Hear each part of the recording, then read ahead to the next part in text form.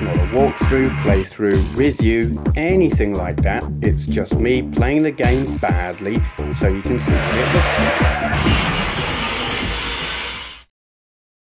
like. Okay then, this is Escape Vektor. It's an indie game on the Nintendo 3DS. I've forgotten completely what the controls are, so this will probably be pretty piss poor. Lighting in here is not ideal either. Let's do that. That might help. So this game reminds me a good deal. Hello, what have we got to do to start? That. It reminds me of Amidar on, well, it was an old arcade game. I played it on the Atari 2600.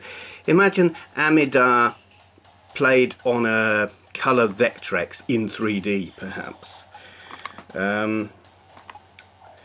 Yeah, you're just controlling a thing that goes around the outside of a square, and you've got to fill it all in effectively. I have played this a little bit, and my first impressions were, in all honesty, not very good, but I think that's actually because I didn't know what the hell I was doing. There are some annoying aspects to it that we're not seeing here. There's this character thing that insists on talking to you before each level starts, and it just annoys the crap out of me. We're not seeing it here because I'm doing levels that I've done already. It does make use of both screens, or you can push one of the shoulder buttons and zoom out and see the whole thing on one screen, which is what I generally find myself doing. But if I take my finger off, it's filling both screens. You can't see. Let me.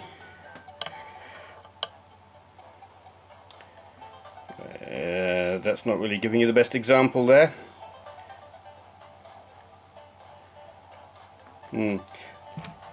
That didn't help much. Take my word for it, it does use both screens if you want it to. I kind of haven't really noticed that until just now, because normally I'm pressing the button that zooms out. Come on, get on with it. So all of that so far is very easy. It's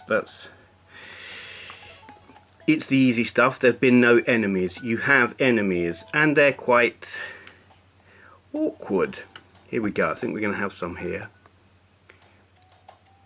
This is where I started to struggle, because I didn't work out what it was the enemies do. Oh, in that. I did that wrong. You need to observe their pattern of movement, if you like, because if I'd have gone a different direction, he wouldn't have got me. Like there, you see, these two are just going around that centre. Are they going around that? Yes, they are. They're just going around that centre square. And the trick is to spend as little time on that centre square as possible.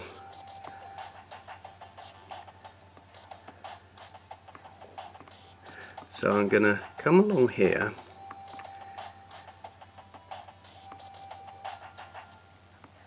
Yeah, some of them, they do go faster than you, but I don't think that's going to be a problem here. Excellent. I don't know what all of that means. The red flashy things, no idea. I'm having a lot of that kind of thing with this game. I don't know what's going on a lot of the time, which is possibly why my first impressions were not great. As it is, having played it a bit more and having realised that their attack patterns are actually defeatable. You know, I initially thought, they're faster than me, they can run me down, that's not fair, I just keep dying. Having realised that's not the case and you've just got to play a little bit smarter, and only a tiny little bit, I was just playing like a complete Burke. I find it quite amusing. Very much like Amidar. There are buttons, you have weapons of a sort, kind of smart bombish things that I haven't completely worked out how to make the best use of them. Now which way is this geezer going?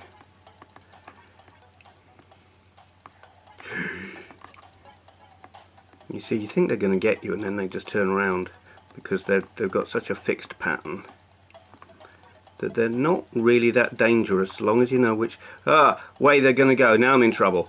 I'm in trouble. That's the kind of smart bomby thing that I was talking about. I don't know exactly what circumstances you're able to make use of it, but that was certainly one of them.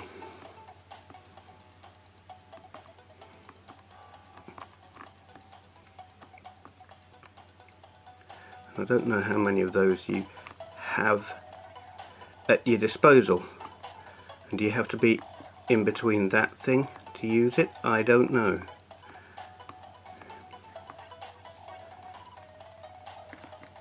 Oh, bollocks.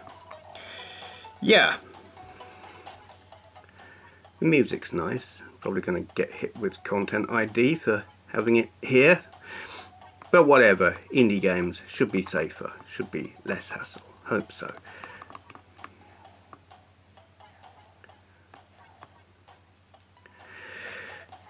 There's not an awful lot more I can say about it. It's a curious one. I like it, but in another way I don't. I can't, oh God. I can't exactly, oh God. What? I lived? Strange.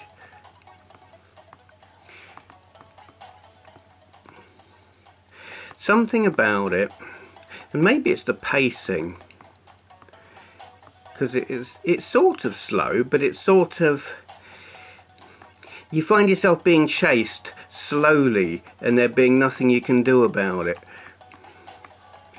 and that it creates a kind of a tension, but also a kind of frustration that I don't entirely like.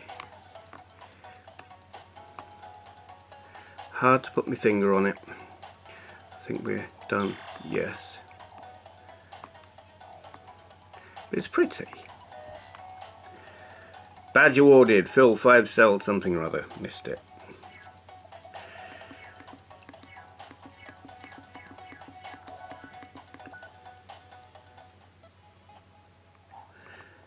Yeah, and this is actually now as far as I... Oh, what happened? I don't want to go back in that one. Oh well. Well, let's get off. Yeah, I'm going to end there because I just went back into the one I just did. And I didn't want to do that, and I can't be bothered to play it all again. That is Escape Vektor on the Nintendo 3DS. I imagine it will be on other systems as well. The 3D effect on here, obviously you can't see it now. I can't see it either because I've got it turned off.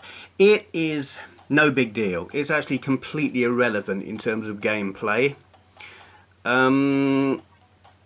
It just sets the grid you're running around slightly in front of that grid you can see behind it. And that's all it does. It's an irrelevance. They just utilised it because they could. So, yeah.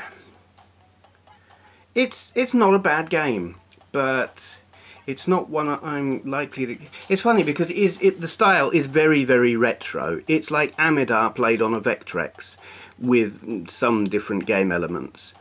Very familiar feeling. It just...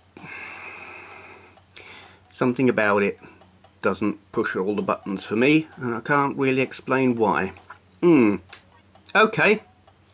I'm going to shut up because... stuff. Thank you for watching.